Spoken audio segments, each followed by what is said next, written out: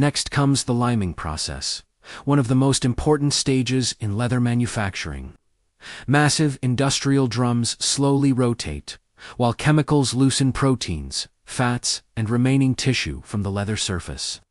The rough material gradually becomes softer and easier to shape. Skilled technicians inspect samples regularly because even small mistakes during this stage can damage the leather fibers permanently. After liming, the materials pass through giant rinsing tunnels where clean water removes excess chemicals. Conveyor rollers squeeze out moisture while maintaining flexibility. Modern factories recycle thousands of liters of water every day using advanced filtration systems. These systems help reduce industrial waste and improve environmental efficiency while maintaining strict production standards. Now, the leather enters the tanning department, where raw material transforms into durable leather.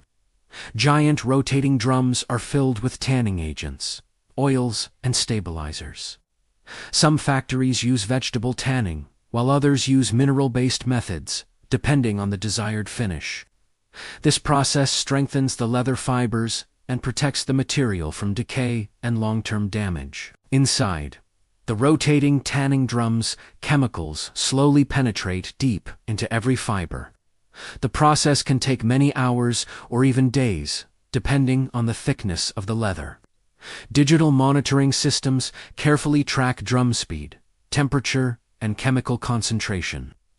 At this stage, the material finally begins to look and feel like real leather, used in luxury products. Once tanning is complete, workers transfer the leather onto large inspection tables.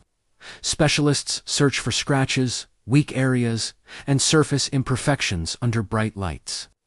Premium sections are marked for luxury goods, while lower-grade pieces are separated for industrial use. Every part of the material is carefully evaluated to maintain the factory's high-quality standards. The leather now moves into the moisture removal stage. Giant hydraulic rollers compress the material while preserving softness and texture.